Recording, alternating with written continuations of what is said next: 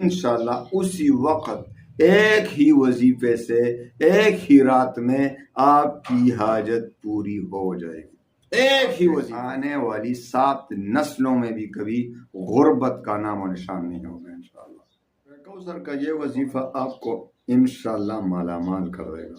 आपकी जिंदगी से रुकावटें खत्म हो जाएंगी। माली परेशानी आपके इंशाल्लाह आने वाले नस्लों में भी नहीं होगी।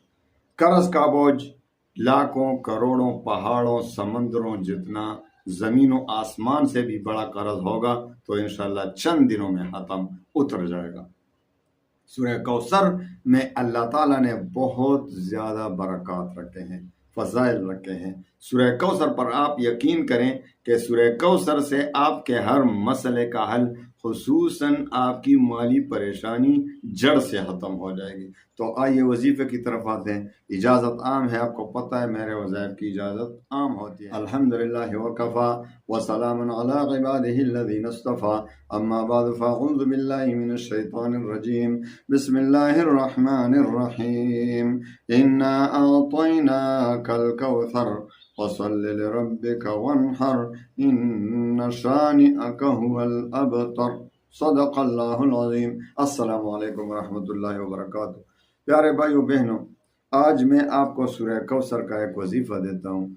इंशाअल्लाह अज़ीज़ जिस इस वजीफ़े की बरकत से आपकी माली परेशानी ख़त्म हो जाएगी।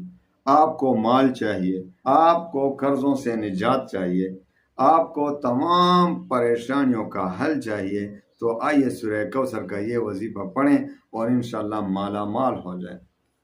ऐसी जगह से आपको रिज़्क़ दिया जाएगा, ऐसी ऐसी जगहों से माल मिलेगा कि इंशाअल्लाह ये माल दौलत, ये पैसे खुद आपका दरवाज़ा खटखटाएंगे, गैब से आपको मिलेंगे। ऐसा वजीफा है और छोटा सा वजीफा है। तो आइए वजीफे की तरफ आते हैं। इजाज़त आम है, आपको पता है मेरे वज़ाइफ की इजाज़त आम होती है, लेकिन 4 शराइत आप में होनी चाहिए। आप मुसलमान हैं, आप मुसलमान हैं तो 4 शराइत तो वैसे ही आप में होंगे क्योंकि आप मुसलमान हैं। मुसलमान के लिए 4 शराइत ज़रूरी हैं, ये सिर्फ वजीफे के लिए ज़रूरी नहीं। बहुत से लोग यहाँ से स्किप कर देंगे कि भाई इसमें शराइत हैं। आप सारी ज़िंदगी टक्कर खाते रहेंगे, आपका वजीफा काम नहीं करेगा। मेरा चैलेंज है, जब तक आप में ये 4 शराइत नहीं होंगे, स्किप कर दें, बेशक आप ही का नुकसान होगा। आप जिंदगी भर परेशानियों में रहेंगे। और अगर आप में ये 4 शराइत पैदा हो जाएं तो फिर आपका हर वजीफा इंशाअल्लाह काम करेगा। नंबर 1, 5 वक़्त की नमाज। भाई जो 5 वक़्त, मेरे भाइयों बहनों, आप अपने गिरबान में मुंह डालें और सोचें कि जो 5 वक़्त की नमाज नहीं पढ़ता वो अल्लाह को राजी कर रहा है या नाराज कर रहा है?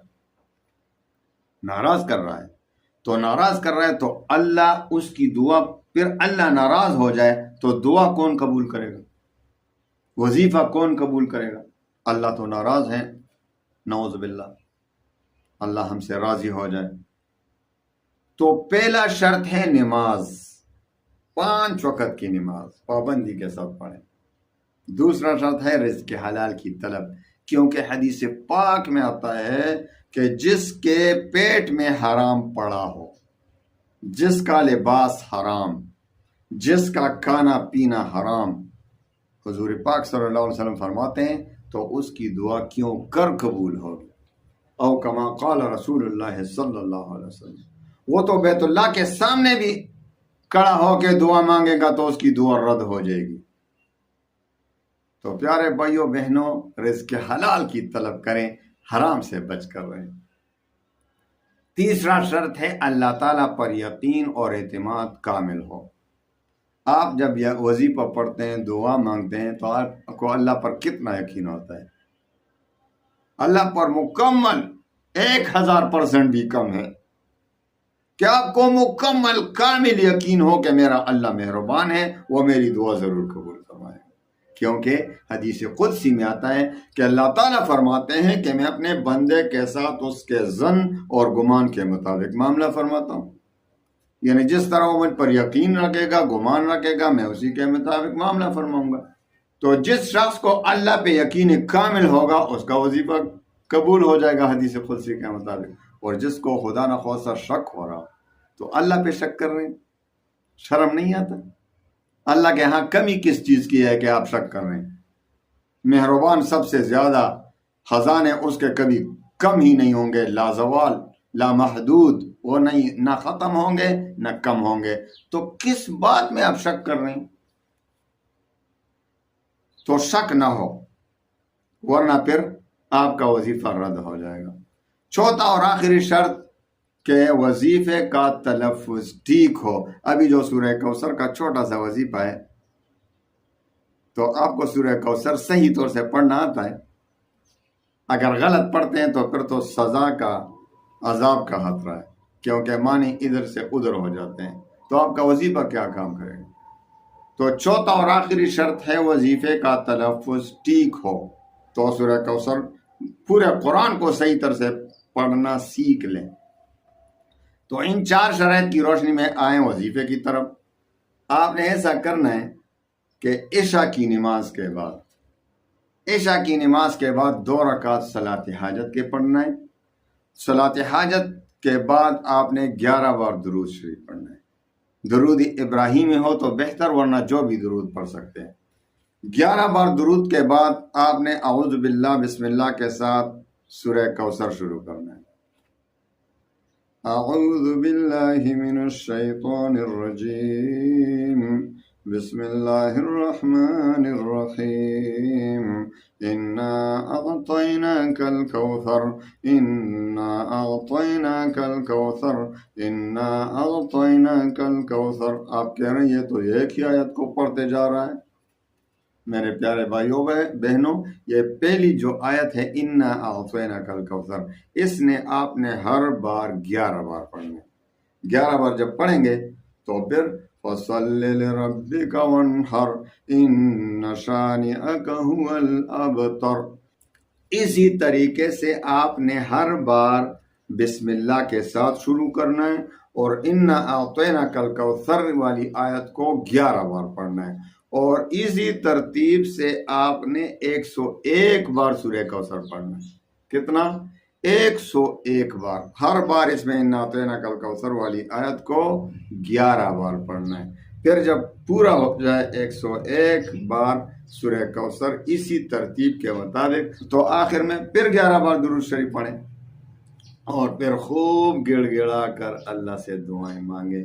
انشاءاللہ انشاءاللہ انشاءاللہ اسی وقت ایک ہی وظیفے سے ایک ہی رات میں آپ کی حاجت پوری ہو جائے گی، ایک ہی وظیفے سے۔ لیکن پھر بھی ہم کمزور ہیں، اگر ایک رات میں پورا نہ ہو تو وظیفے میں کوئی کسر نہیں، آپ میں کسر ہے، آپ میں نقصان ہے، آپ شرائط پر عمل نہیں کر رہے، تو دوسرے دن پھر کریں۔ جس طرح دیکھو حضرت انس رضی اللہ عنہ کے پاس خادم آیا کہ باغ جل رہا ہے، پانی نہیں ہے، بارش نہیں ہے، تو آپ نے 2 رکعت صلاۃ حاجت کے پڑھے اور کہا خادم کو کہ دیکھو بارش ہو رہی ہے، تو خادم آیا کہ نہیں ہے، کوئی بارش نہیں ہے، خوب سورج ہے۔ تو حضرت انس رضی اللہ عنہ نے یہی سوچا کہ میرے نماز میں فرق ہوگی، کوئی کوتاہی ہوئی ہوگی، تو دوبارہ پڑھا، دوبارہ 2 رکعت پڑھے تو دیکھا بھائی بادل آ گئے ہیں، تو کہا اب انشاءاللہ اس میں بھی تھوڑا سا فرق ہو گیا، رہ گیا ہوگا، تو تیسری بات پھر پڑھا، تو جب دیکھا تو باغ پر بارش ہو رہی تھی، باہر کوئی بارش نہیں، باغ پر بارش ہو رہی تھی۔ تو ہمارے ایک وظیفے نے کام نہ کیا تو ہم سے کوئی کوتاہی ہوئی ہوگی، تو دوسری مرتبہ پڑھیں انشاءاللہ العزیز۔ انشاءاللہ العزیز جب صحیح طریقے سے پڑھیں گے اسی رات آپ کی حاجت پوری ہو جائے گی، مشکلات ختم ہو جائیں گی، مالی پریشانی، رزق کا، قرض کا بوجھ، اور جو بھی پریشانی ہو انشاءاللہ، خصوصاً مالی پریشانی، وہ جڑ سے ختم ہو جائے گی۔ آپ کے آنے والی 7 نسلوں میں بھی کبھی غربت کا نام و نشان نہیں ہوگا انشاءاللہ۔ تو اللہ تعالی ہم سب کو عمل کرنے کی توفیق دے، تو ایک دن میں نہ ہو تو دوسرے دن، تیسرے دن، انشاءاللہ جب صحیح طریقے سے جب بھی ادا ہوگا آپ کا بیڑا پار ہو جائے گا۔ اللہ تعالی ہمیں صحیح طریقے سے عمل کرنے کی توفیق دے۔ وآخر دعوانا ان الحمد للہ رب العالمین۔